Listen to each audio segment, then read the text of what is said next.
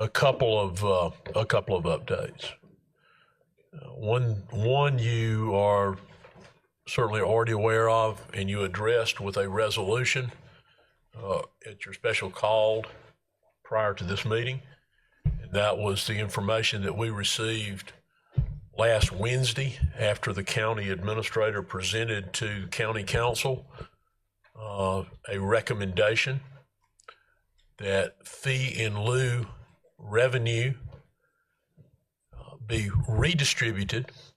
For years, it has been distributed by a formula based on all the taxing entities in the county receiving a share relatively equal to their share of the overall millage in the county.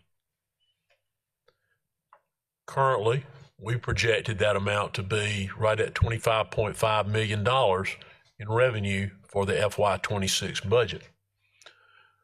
The recommendation that was discussed at that work session was to change that balance of allocation. Having received that information, I immediately contacted county administrator and asked for the impact to the district, as we have no impact other than both Ms. Stack and I calculated what we believe to be the impact separately using different formulas and reached the same dollar amount, which we believe to be around $7.7 million. We basically rounded that to $8 million. I spoke with the county administrator Thursday morning. I have yet to receive a specific statement of the exact impact. So there's a concern about this, obviously an immediate concern about it and a concern going forward. The first concern, pretty obvious, come in and claw back $8 million after we've already presented to you all for first reading a balanced budget with no tax increase, with a pay raise for teachers of $1,050 and all other employees of 2%, addressing special needs additions that members of the public spoke to earlier in this meeting, personnel for growth, and other required increases in expenditure related to the opening of a new school, some increase in utility expense, personnel for growth, that sort of thing. A balanced budget, no tax increase, but relying on $25.5 million in fee in lieu of revenue. Now we're looking at the possibility. Council has not acted on that. They had a work session yesterday and had considerable discussion about it. Not yet acted on it, but could easily remove what we estimate to be, and again, not yet certain what the county believes it to be, of $8 million. We had a very clear path forward. That clear path forward was, here would be the recommendation, absent some changes in the legislature, and if positive changes, positive to us from a revenue standpoint, or a removal of mandated expenditures, we might be able to go from $1,050 to $1,250, or maybe even to $1,400 for teacher raises. So all that is now called into question, this action. That's the short-term impact. But so long as they distribute $1 to us, they could go in and potentially take all $25.5 million, which obviously creates a significant hole.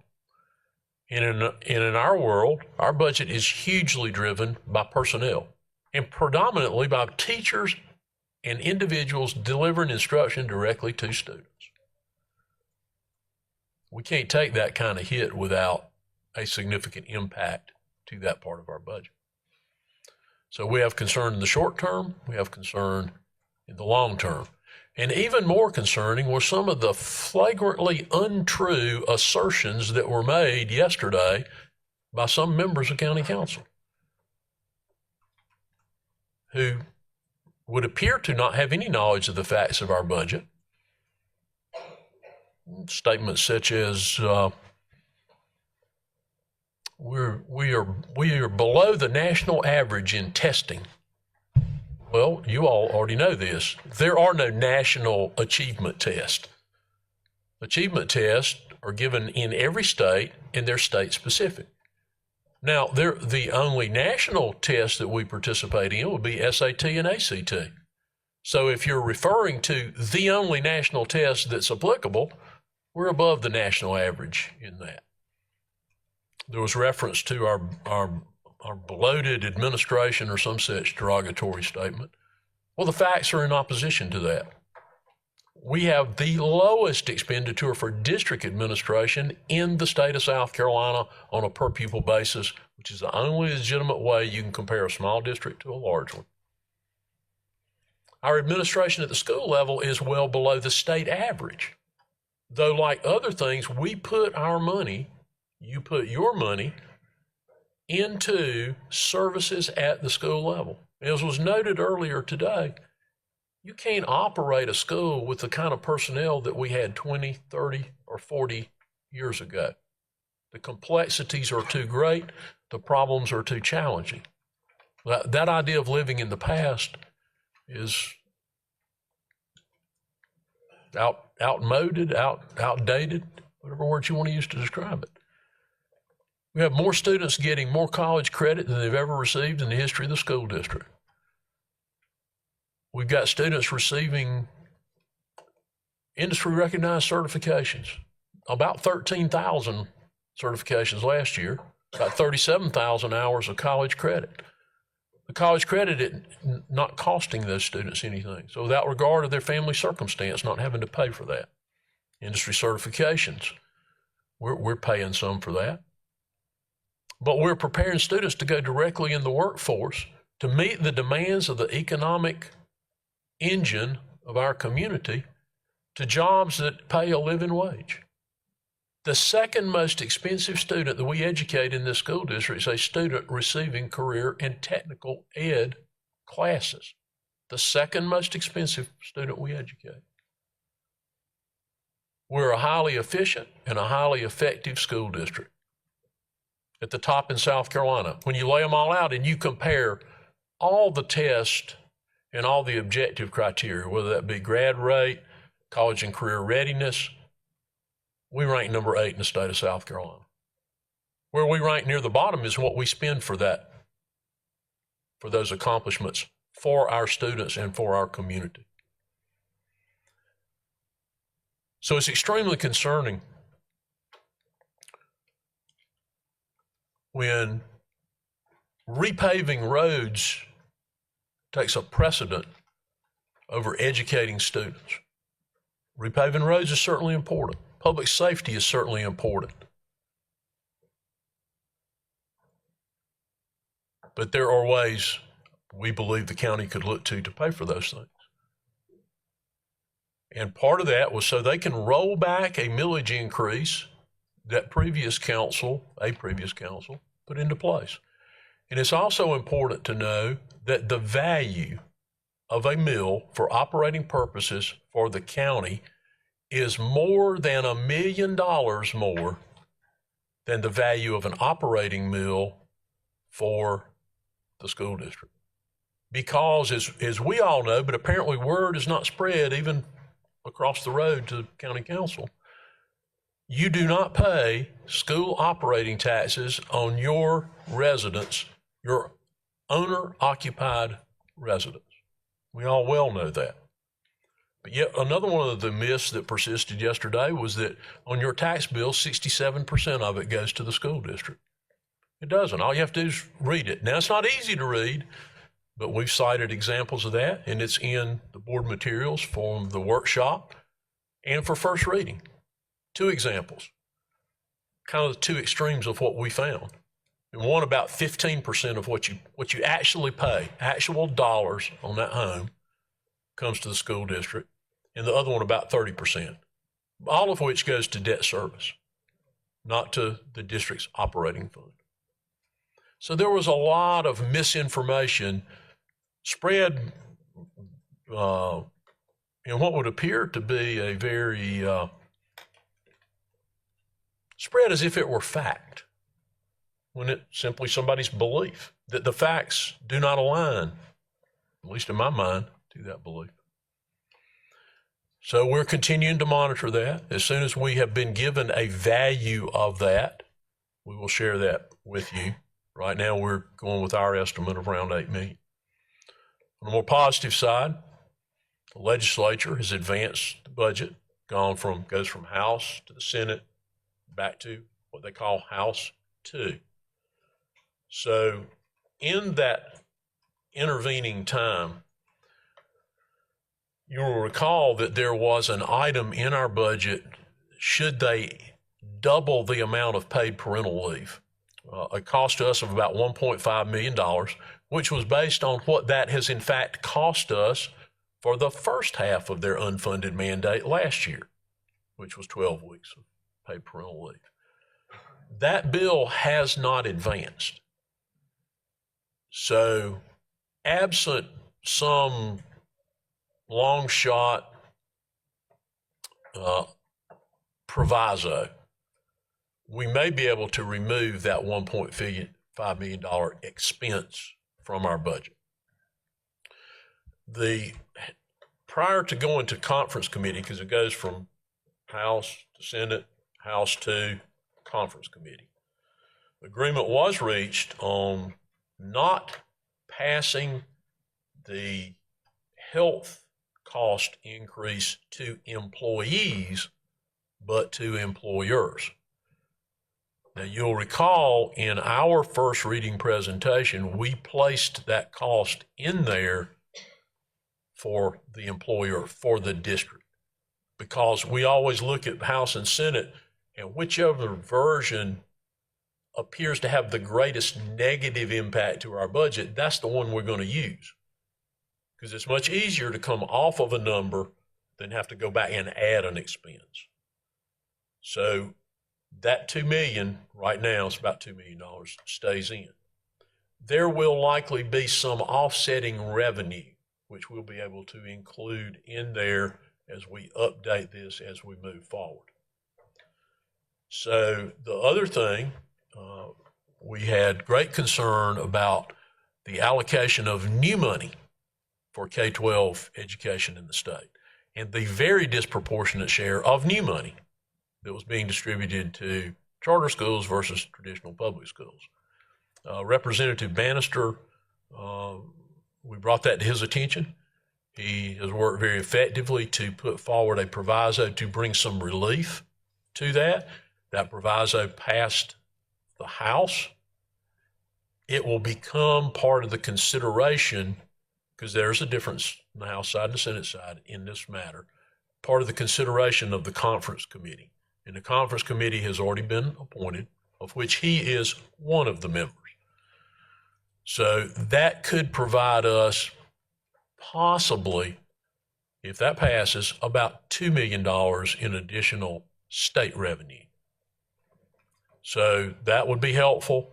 The 1.5 unfunded mandate not moving forward will be helpful. The insurance might have a little bit of a positive impact because we recognize no additional revenue for it, and we will get some revenue for it. And we've already put the $2 million expense in there. Those are positives.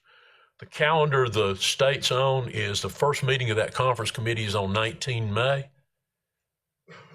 They will receive a BEA report on 20 May. It seems the rumored report will be a little more of a positive outlook on state revenue. That would give them a little bit more to work with. And they have tentatively scheduled their final vote on the budget for 28 May. So we should have greater clarity. The closer we get to that, the greater clarity we have. And we certainly continue to track revenue coming into us. Finance always tracks local revenue on a monthly basis. And we'll soon have, I guess, another month of revenue in before the end of, or by the end of this month. I think those were the primary points that I wanted to make sure that I shared with you today. And obviously these things may impact our ability to follow through with the recommendation we made originally, but we're a little early to be able to say that without knowing specifically what the county's removing and having more solid information on other things. Thank you, Dr. Stiles. Thank you, Dr. Royster. Do we have questions? Okay. Dr. Presley? It's just more of a comment. Dr. Royster, I want to thank you for the update on this. I also want to compliment you on your word choice and the delicate nature that you chose to describe what's happening right now. The things that are being said are blatant untruths. They are not grounded in fact whatsoever. And unfortunately, that's a tactic that folks are taking this day and time. But I have full faith in you and in your folks that you have working with you, that y'all will continue to promote the truth about this, and anything that your board can do in regard to that, you please let us know, because we're all pulling for this together. And when we've got folks who are basically stating falsehoods, that is absolutely unacceptable, and it breeds nothing but confusion and things that are in the worst interest of our students. Thank you. Dr. Presley. Thank you. Ms. Mosley? Dr. Royster, just a point of clarification. I understood you to say that you have not gotten confirmation back from the county administrator or whoever chair about the dollar amount. But My inquiry was to the county administrator, so not yet back from the county administrator. Is there a vote scheduled for whatever proposal they're doing? Julie has, I believe, the timeline in front of her. They had 3 readings, and the first one is May 20th. Okay. And then I think the second one, I'd have to go back and look up, I think it's June 3rd, and then the third one, June 17th. so that's after our official approval of the budget. Yes, their current calendar is. Oh, I love this math. Okay. Thank you. I may have more questions later. Thank you. Ms. Goodwin-Caldwell? So, Dr. Royster, if they pull that money, that means that we will have to levy millage, right? For this budget. Because you recommending that we don't levy any millage right now with the budget that we have. That would certainly be a path forward to maintain the teacher raise and the other items that were included in the budget that was presented at first reading. So they're basically just shifting it from one entity to another, from county council to us. We're pulling the money from us, and we have to levy millage. And if you view it that way, as that's the solution, and that is a solution to this, you have to levy almost twice the amount of millage to generate the same amount of money. I'm frustrated too. How can they get in there and change things that a previous council put in place in order to, just like you said, to do the roads, when the 1 cent sales tax would have done all of the roads? It's frustrating that the school district is being hit from all angles these days, because of this political grandstanding. We certainly share in that frustration, and it's certainly there could not be worse timing for this. But the truth of the matter is, by state law, the county council makes the decision as to how fee in lieu of revenues are dispersed. There are three kinds of abatements. You all know this, I'm sure, but there are 3 kinds of abatements. There's multi-county industrial park, there's fee in lieu of taxes, and tax increment financing district. In the first 2, this body, nor any other elected body, has any say in the disbursement, only county council. And the law further states, as long as there is a disbursement, they can decide the amount. For years, it was there was a county ordinance that set the disbursement to be roughly what the millage rate share is of each entity in the county compared to the entire millage rate. So roughly an equal distribution based on your millage rate, whether it's a fire district or the Arena Commission or the Greenville Tech or the whoever has a distribution in there. But that was just by county ordinance. One ordinance, and it's set up, here's the distribution. Any county council can change that ordinance at any time, and it's perfectly legal, as long as you get some amount of money, and some amount is not specified. So they can give us $1 and that would, Yes. so. Now, the third type, and you may recall, you all voted on one of those that we brought forward The TIF. and approved it, a tax increment financing district, and received some amount of criticism for approving it. But unlike the other two, the dollar amount in that TIF is locked in.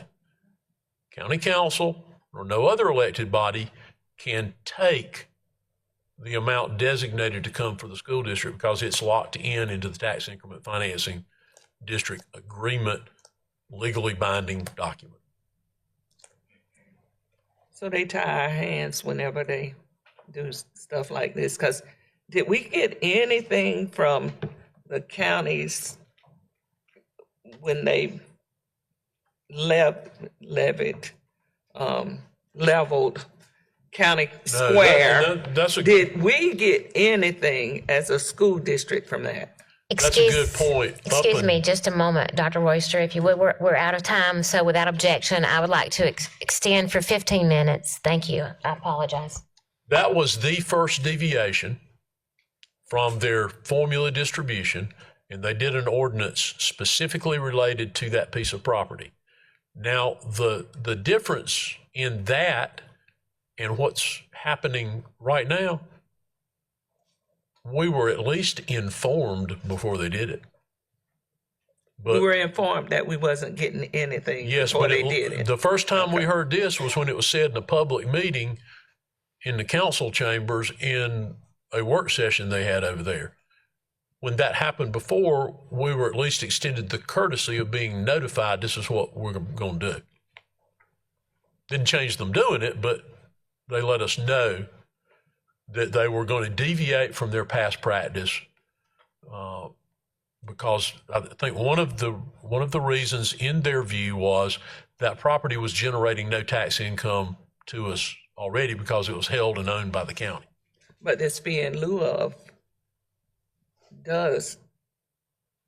Well, whatever's developed over there ultimately will generate tax, but their reasoning was the property as it's set, because it was held by the county, produced no tax revenue. Just like our property here produces no tax revenue. Okay. Frustration. We need a public outcry on what's happening. Because they want great schools and great facilities, and it takes money to do that. And when you start taking money away from us, they'll have an outcry later on when things start going down. Thank you. Thank you, Ms. Goodwin-Caldwell. Mr. Sailors? Thank you, Madam Chairman. First of all, we've been overly polite with the verbal assault that we received yesterday. Julie and I were sitting in the room, and to say that it was uninformed is factual. To say that it was vicious would also be the same. Now, I want to go on record here thanking Council Member Russo, Mitchell, and Dr. Fant for coming to our defense after that sneak attack. And Blunt, Also for the, ma'am, and Blunt. oh yeah, and Chairman Blount, yeah, thank you, Benton. We have made a conscious effort to try to inform them of how we operate. We have made on multiple occasions the offer to perform the same presentation that Dr. Royster did prior to the election last year when we held a joint session, if you may remember that. According to my math, there are 7 members of council currently that were not in the room, either by not being elected at that time or absent that day, that have not seen the information that we know ourselves to be how we operate. So we're going to continue to ask for the opportunity to do that. But I wanted to go on record for commenting appropriately for the 4 members of council that did defend us. But also I want to say publicly the work that Julie's been doing, because some of you said this earlier independently just in conversation. We're getting pounded from 2 different directions at the same time. Council's trying to rob us, and the legislature's trying to underfund us. But yet we're elected by the members of our community to provide exactly what you said, Michelle: safe, secure, technologically equal learning environments. And we cannot do that unless the mandates that are provided are funded appropriately. So is this a conscious effort to throw us under the bus by the county? I believe so.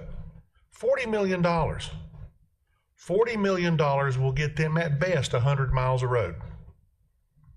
They manage 2,498 in the entire county. That's how many miles roughly that are under the control of the county, not the state. The state's in another number. So they want to go after, I'll be gracious and say 100 miles a year in a 4,000 mile, when you look at the combination of state and county, a 4,000 mile system. This is politics. And they should be ashamed for what they're trying to pull. Thank you. Thank you, Mr. Sailors. Ms. Mosley? Thank you. One more question, Dr. Royster, to piggyback off what Ms. Goodwood-Cowell asked. If this moves forward at the county level and they strip us of, let's say, $8 million, and we find that out before our budget vote, and we don't want to levy mills, what gets cut? There are multiple options in there as to what we could remove. So if you assume 8 million and you assume no positive coming out of the legislative action, well, you can look pretty quickly. If you took it all out of pay raises,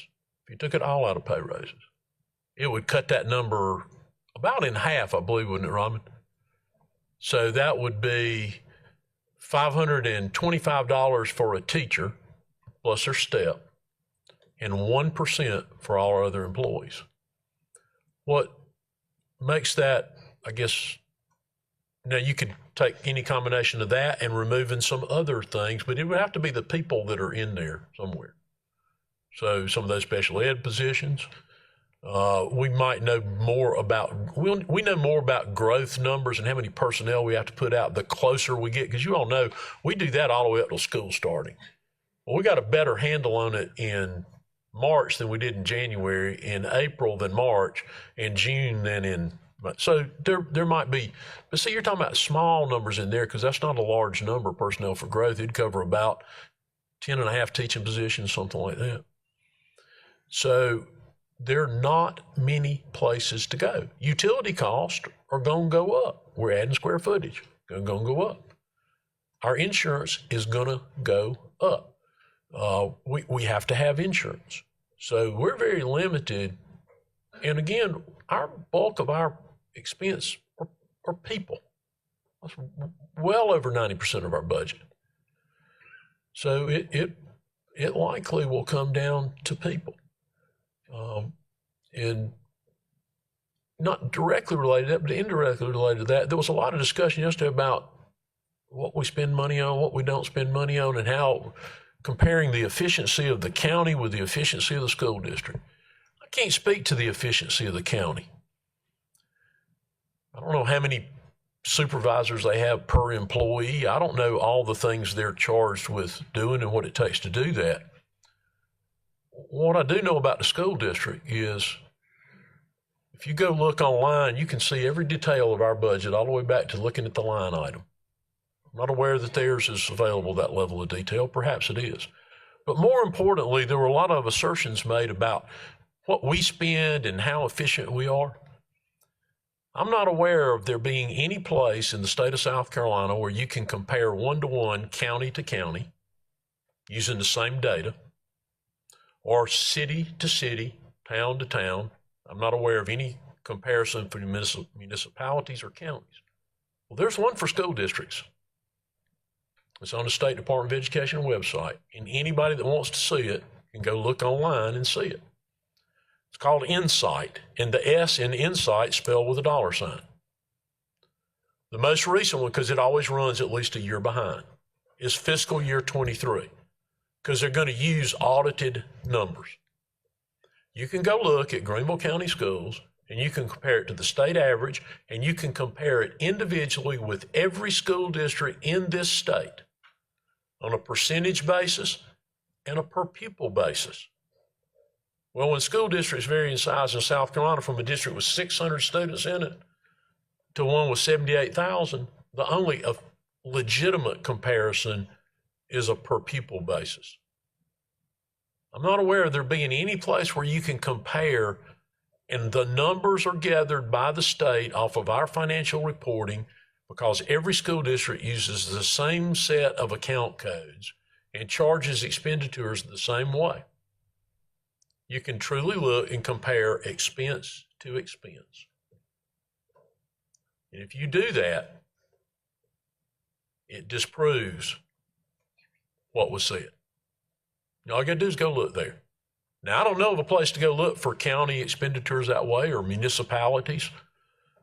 I know of no place to go do that where you'd get a like comparison. You'd have to go to their individual audits, which may have some variance in how they report things, and try to make an analysis from that standpoint. But you can go on there and you can put it in. I want to compare Greenville County Schools with one of our neighbors, Lawrence 55. You pull the two up and it'll pull them up side by side. And it will be like information.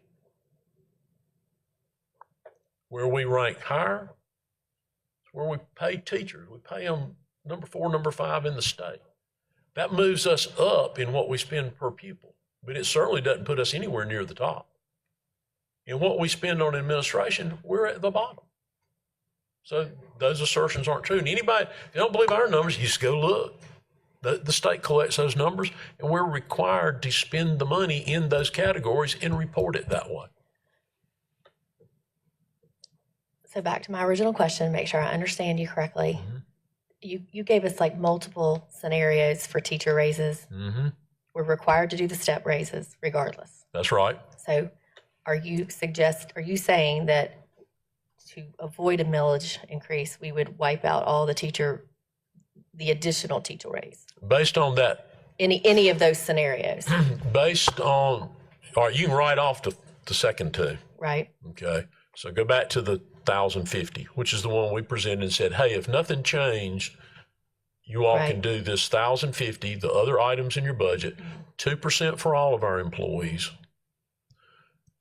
And we can do that with no millage increase. Right. You will have to, with no millage increase, you'd have to cut that number exactly in half.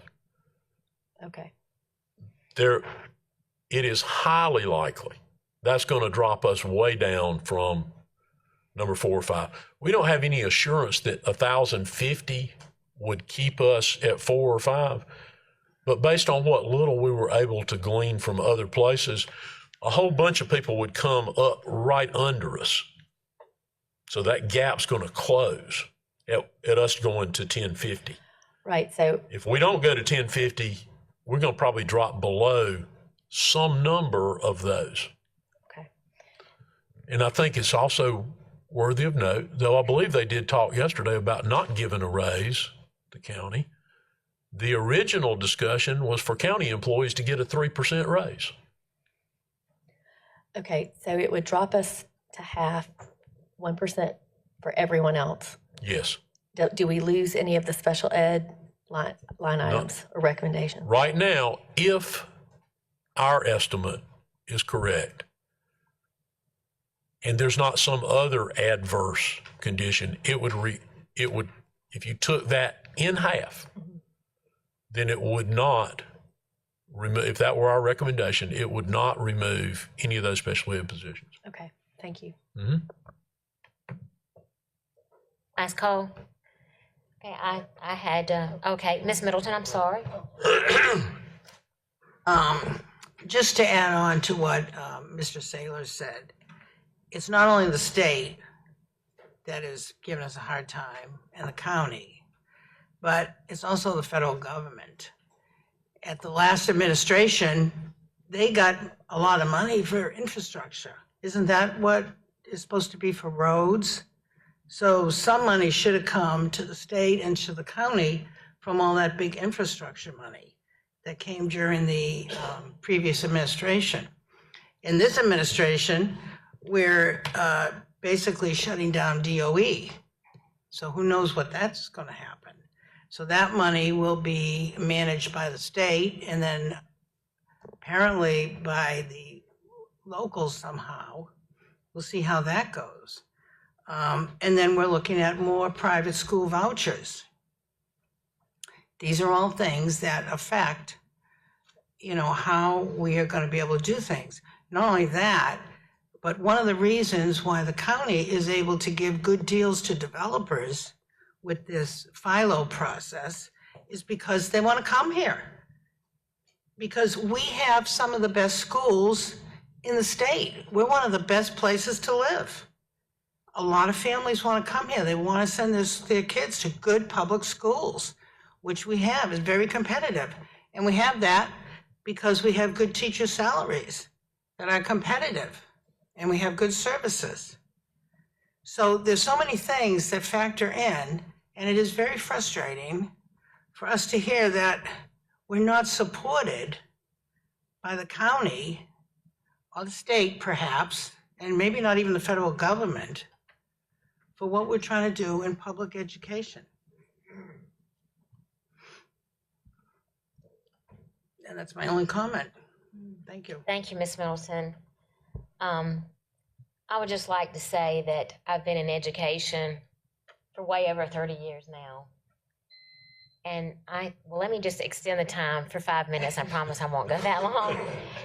I've been in education for over 30 years now. I've never seen a time where I felt like that education, public education, was being devalued in our community. But sadly, I have to say that I think we're at that time. And that greatly hurts me. And several of you made comments about how, the state is making decisions that impacts our funding. Now the county is wanting to take money from us that we were counting on, that that was our share, that they want to pull back now suddenly after we've created our budget and we've come forward to the public with what we're going to propose. The timing's terrible, the decision's terrible. On top of that, it's based on a false narrative. And that's another thing that makes me sad, is this false narrative seems to be prevalent among all those organizations. There seems to be a lack of support for public education. And right here in my own county, that hurts.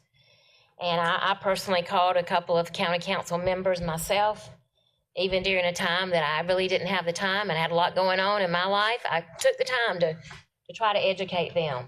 And I'm really pleased to hear that Mr. Russo was supportive of education here.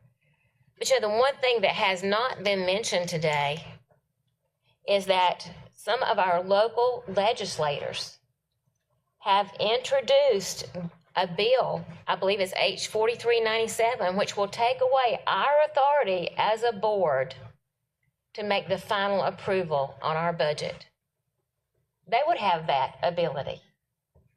And when there's a false narrative, a lack of understanding of how we manage our district, a lack of understanding about our budget in general, It's a really scary thought to think that there's a bill out there that would give our governing authority that we've been given by our constituents to make the decisions about our budget. It's really scary to think what that could mean for the future of public education.